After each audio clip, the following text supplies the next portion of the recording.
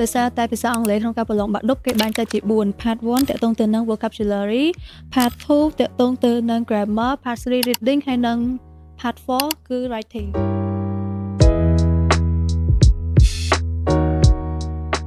សាទាំងអស់គ្នាស្វាគមន៍មកកាន់សាលា Hand ចឹងសម្រាប់ក្នុងវីដេអូនេះគឺ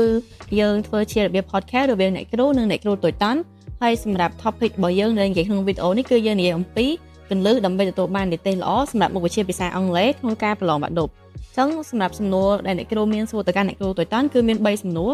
ដំបូងគឺសម្រាប់អ្នកគ្រូតើយើងត្រូវធ្វើដូចម្តេចដើម្បីទទួលបាននិទេសល្អសម្រាប់មុខវិជ្ជាភាសាអង់គ្លេសក្នុងការប្រឡងបាក់ឌុបចឹងសម្រាប់មុខវិជ្ជាភាសាអង់គ្លេសក៏ជាមុខវិជ្ជាមួយសំខាន់ក្នុងការជួយឲ្យនិទេសយើងបានល្អប្រសើរនៅក្នុងការប្រឡងបាក់ឌុបដែរចឹងសម្រាប់ខ្ញុំផ្ទាល់តាមរយៈបទពិសោធន៍ក្នុងការប្រឡងបាក់ឌុបនៅភាសាអង់គ្លេសនេះរបៀបដែលខ្ញុំអាចធ្វើដើម្បីឲ្យវាល្អប្រសើរក្នុងភាសាអង់គ្លេស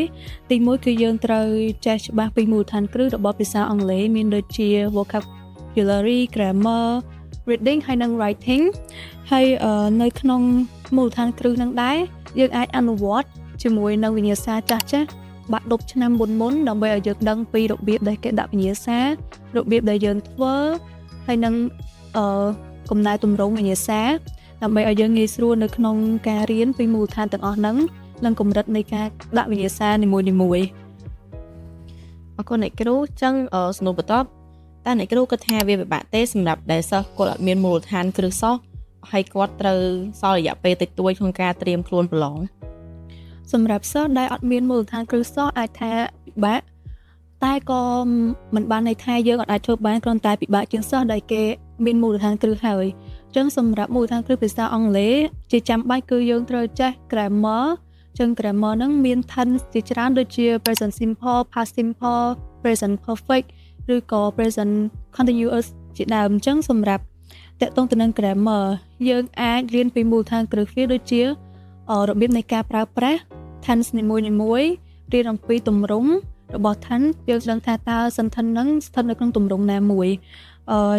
ហើយម្យ៉ាងទៀតបើសិនជាយើងអត់មានមូលដ្ឋានគ្រឹះសោះអញ្ចឹងយើងអាចចាប់ផ្ដើមរៀនពីឥឡូវទៅ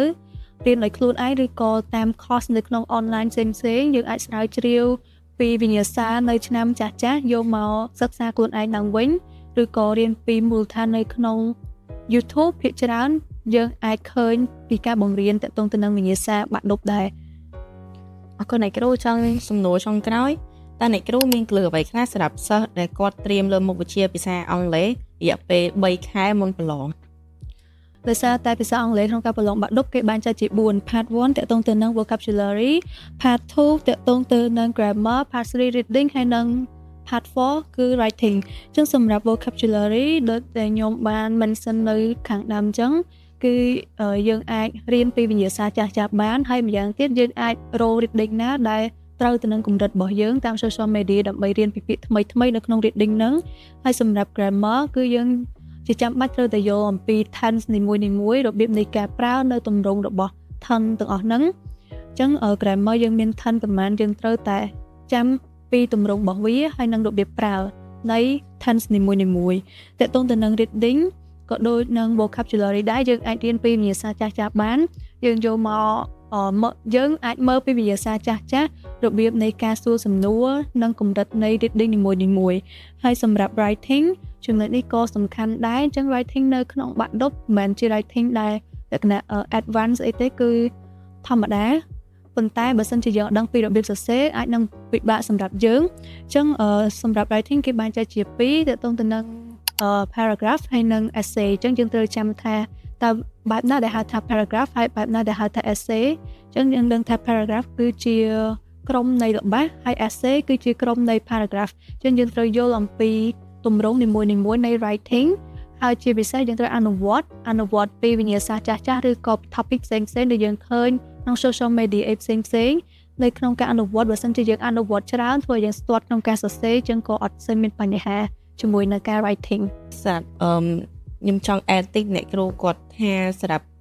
grammar គឺយើងពិតជាសំខាន់ដែលយើងត្រូវស្គាល់ថាច្បាស់ហើយកន្លឹះមួយទៀតគឺសម្រាប់ grammar ហ្នឹងគឺយើងអាចទៅមើលឆ្នាំចាស់បានដោយសារតែវិញ្ញាសាគឺគេចេញមកគឺគេចេញលំនាំដូចឆ្នាំចាស់ទាំងអស់ទាំង grammar ទាំងអីគឺគេចេញថិនមកគឺស្តៀងគ្នា ចឹងយើងអាចឲ្យរៀនធ្វើមិនឲ្យស្គាល់ថា form នៃ thân មួយហ្នឹងគឺគេប្រើបែបណាហើយកន្លឹះសម្រាប់ reading គឺអ្នកគេអាចបាក់និយាយបានថាពាក្យគឺវារៀងពិបាកជាងអីដែលយើងរៀនពាក្យចេញមកគឺថ្មីអញ្ចឹងពេលកន្លឹះសម្រាប់កន្លឹះកន្លែង reading គឺមុននឹងយើងពេញយើងត្រូវអានវាឲ្យអស់សិនហើយយើងគិតថាយើងមើលថាពាក្យបន្ទាប់ពីដែលយើងត្រូវពេញហ្នឹងវាយើងគួរពេញពាក្យអីនេះបទពិសោធន៍អ្នកគ្រូផ្ទាល់គឺតាមការប្រឡងគឺអ្នកគ្រូអាចនិយាយបានថា reading គឺពិបាកជាងគេដោយសារតែពាក្យវាគឺថ្មីពាក្យមកគឺពិបាកខ្លាំងអញ្ចឹងគឺ reading គឺពិបាកយកបន្ទុកជាងគេប៉ុន្តែមិនមែនប្រកាសថាយើងអាចយកបានទេគ្រាន់តែថាគឺយើងត្រូវ practice វាឲ្យច្រើនយើងត្រូវធ្វើឲ្យច្រើនបើសម្រាប់ writing ដូចអ្នកគ្រូនិយាយអញ្ចឹងគឺវាមាន2 paragraph ហើយនឹង essay ហើយក៏វាមិនទៅពិបាកអីណាស់ដែរធ្វើមិនឲ្យតែយើងអាន topic គេឲ្យយល់យើងទៅសេឲ្យបានទៅសេគឺយើងមិនបាច់ចាំប្រើពាក្យដែលថាពិបាកខ្លាំងយើងចេះត្រឹមកម្រិតណាយើងអាចធ្វើតាមកម្រិតហ្នឹងក៏បានដែរគឺយើងមិនបាច់តថាយើងទៅសេបែបពាក្យដូចតតែsoft advance អីទៅបានយើងយកបន្ទុកបានទេសំខាន់គឺឲ្យតែយើងទៅសេបានឲ្យតែយើងទៅសេត្រូវនឹង topic ចឹងសម្រាប់ topic ហ្នឹងគ្រូអាចនិយាយបានថាកន្លឹះដែលយើងរៀនដើម្បីទទួលបាននិទេសល្អសម្រាប់មុខវិជ្ជាភាសាអង់គ្លេសគឺអត់ពិបាកទេសំខាន់គឺយើងត្រូវវឹកហាត់ធ្វើវិញ្ញាសាចាស់ឲ្យបានច្រើនបើយើងធ្វើបានកាន់តែច្រើនដងគឺយើងនឹងអាចមានភាគរយខ្ពស់ក្នុងការបាននិទេសល្អ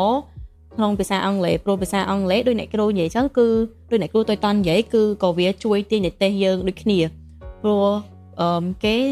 យក 25% នៃបន្ទុករបស់យើងអញ្ចឹងបើយើងធ្វើបានពេញគឺក៏វាជួយទាញនិទេសឲ្យយើងបានកាន់តែល្អដូចគ្នា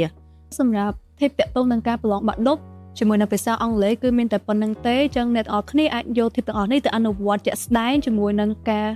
រៀនសម្រាប់ការប្រឡងបាក់ឌុបនៅថ្ងៃខាងមុខនេះបានអញ្ចឹងអរគុណអ្នកនរគ្នាដែលបានចូលរួមស្ដាប់ហើយបើសិនជាមានចម្ងល់អីអាចទម្លាក់នៅក្នុង comment ខាងក្រោមបានសូមអរគុណ